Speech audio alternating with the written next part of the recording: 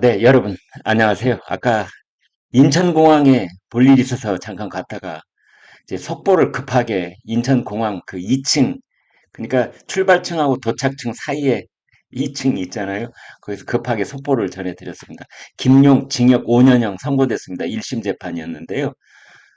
네, 한 2시간 전, 그러니까 2시 한 반쯤 일보가 나왔으니까 한 2시간쯤 전인데, 두 가지 이제 법률 위반이 됐습니다. 정자법, 특가법 두 가지 위반이죠. 정치자금법 위반. 그러니까 불법 선거자금 쓰면은 정치자금법 위반이 됩니다. 또 하나는 뇌물. 뇌물은 이제 특가법, 특정가중처벌법 위반 이렇게 됩니다. 정자법, 특가법 이렇게 두 가지 해가지고 징역 5년 땅땅땅. 그리고 이제 법정 구속. 왜냐하면 김용은 아주 죄질이 안 좋을 뿐만이 아니라 재판이 진행되는 동안에 증거를 인멸하고 증거를 조작하고 뭐 증인들을 회유해가지고 어떻게 바꾸려고 하고 알리바이 조작을 했잖아요. 그러니까 2021년 5월 29일인가요? 그 유원홀딩스라고 유동규 성남도시개발공사 사장 직무대리 했던 그 사람한테 돈을 받았던 유동규 사무실 거기에 햇볕이 들이쬐는 시각 오후 6시쯤 그 다음에 종이 쇼핑백에 넣어가지고 그 5만 원짜리로 2억 원을 그렇게 이제 해가지고 한 4kg쯤 된답니다. 그래서 가슴에다가 이렇게 품었다는 거죠. 그랬더니 외투가 불룩하게 나왔다. 이제 그런 얘기를 유동규하고 정민용이하고 둘이서 했다는 거죠. 그러니까 이런 거는 말이죠. 여러분 보세요.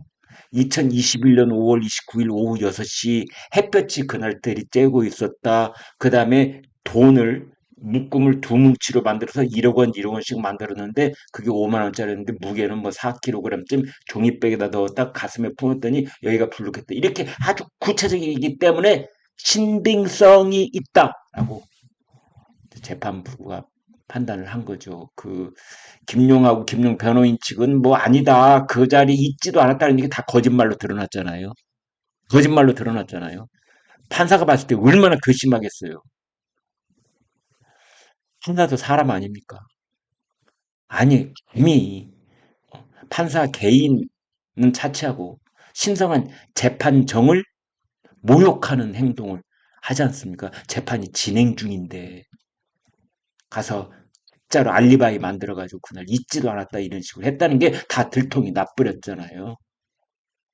그런 상황입니다. 그래서 벌금이 7천만 원, 그 다음에 추징금이 6억 7천만 원, 받은 돈 다 토해놓은 총액은 8억 4,700만 원 이렇게 돼 있었는데 중간에 유동규가 자기가 좀 쓰고 실제로 건너간 돈은 6억 원 남짓 돼 있다는 거죠. 그래서 이제 김용이 거의 이제 돈을 더 물어내야 되는데 김용은 그러면 누구였느냐? 왜 유동규가 이재명의 측근이다 아니다 뭐 이런 얘기가 있자 이재명이가 그랬거든요. 유동규가 뭐 내 측근이야 내 측근이라고 하려면 김용이나 정진상 정도는 돼야지 라고 말을 했던 적이 있습니다. 그래서 김용은 이재명이 자신의 입으로 나의 측근이라고 확인을 해준 사람입니다. 왜 이재명이 난 잘 모른다 이런 사람이 김문기 성남도시개발공사 개발 1차장 나 그 사람 몰라. 호주, 뉴질랜드까지 10박 11일 그렇게 놀다 왔으면서도 나 몰라. 같이 골프를 쳤는데도 나 모르는 사람이야. 그랬잖아요. 저 이재명이한테 나 그 사람 아는 사람이야. 이 말 한마디 듣는 거 그거 보통 일이 아닙니다.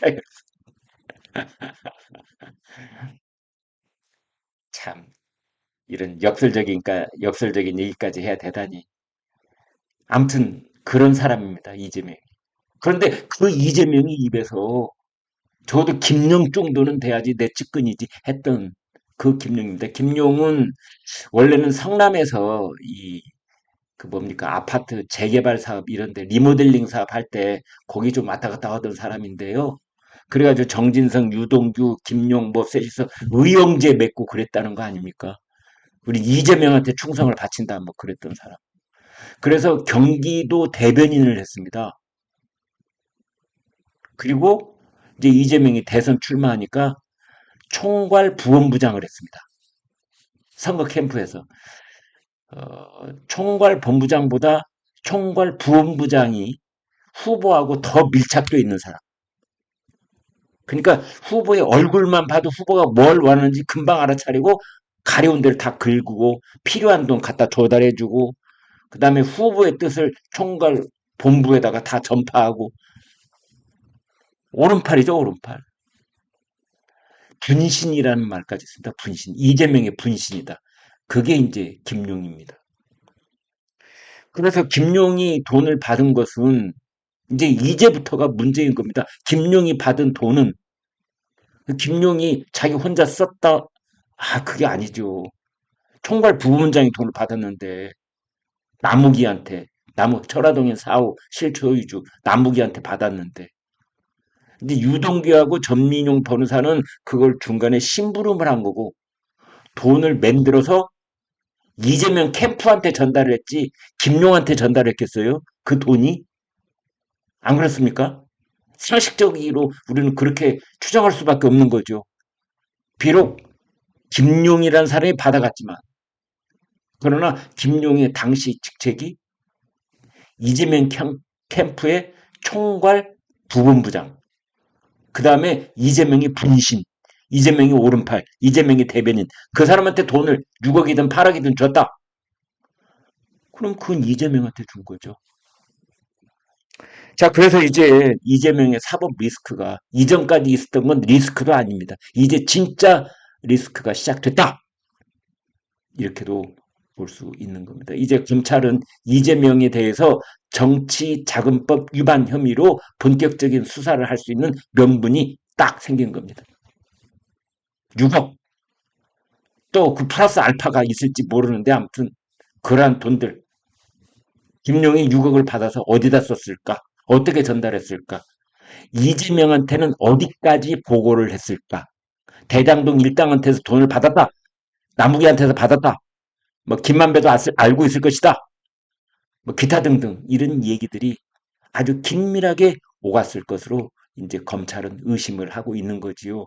이제 그런 것들이 진행이 되는 겁니다.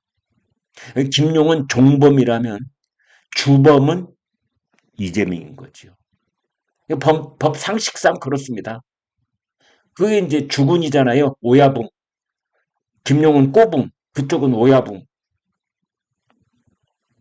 그래서 이재명이 어디까지 알고 있었을까? 어디까지 보고를 받았나? 이제 이런 겁니다. 그래서 김용이 징역 5년 선고를 받았다면 그 주범인 이재명은 징역 몇 년?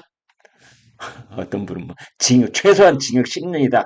더블로 받아야 될 거 아니냐 이런 말씀도 하시는데 그건 이제 재판부가 판단할 일이고요. 그런 얘기까지 나오고 있는 겁니다. 아마 김용은 이제 바로 법정 구속이 돼가지고 지금 죄수복으로 갈아입고 구치소에 들어가 있을 텐데 김용은 내적 갈등을 겪기 시작하고 있을 겁니다. 내적 갈등, 죄수의 딜레마라고 하지요. 이제부터 김용은 심각하게 이제 보석이 취소가 됐어요. 지난 5월 달에 보석 결정이 내려져 가지고 지금까지 자유의 몸이었는데 지금까지 6개월 동안 자유의 몸이었는데 이제 바로 다시 감방에 들어갔거든요. 이때부터 이제 혼자 고민이 깊어지는 겁니다. 나 혼자 뒤집어 쓸 것인가? 8억 4,700만 원, 뭐 6억 원 내가 다 혼자 꿀꺽했다고 나 혼자 뒤집어 쓸 것인가? 아니면 나도 심부름꾼에 불과했다고 말을 할 것인가?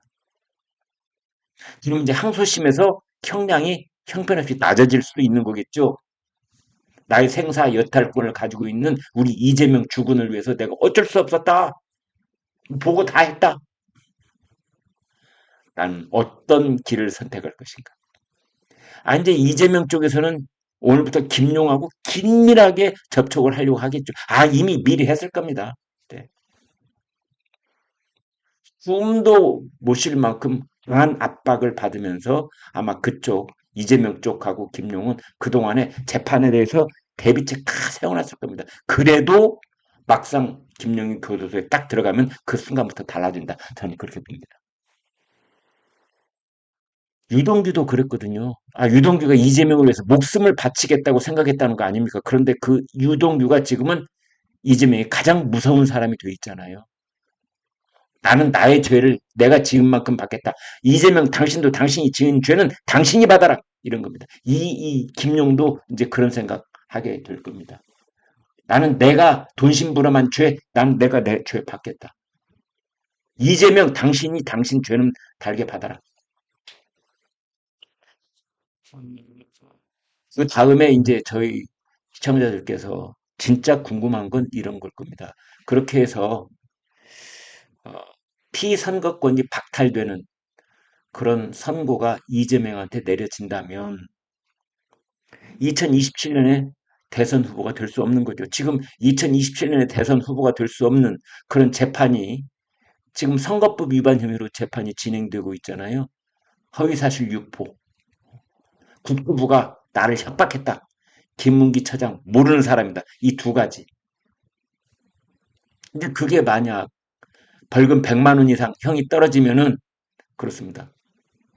공무를 담임할 수 있는 피선거권이 5년 동안 박탈이 됩니다. 그럼 2027년 못 나오는 겁니다. 선거 못 나오는 겁니다. 그래서 이재명이 대통령 후보가 원천적으로 될 수 없는 상황이 전개가 되면 어떻게 되느냐? 대부분 사람들이 이재명 곁을 떠나려고 할 겁니다. 정치 바닥에서는요, 아주 간단합니다. 어떤 보스가 있을 때 그 보스가 대권의 가능성이 강력할 때 주변에 충성파들이 모이는 거고 그 가능성이 점점 떨어질 때 다 떠나는 겁니다.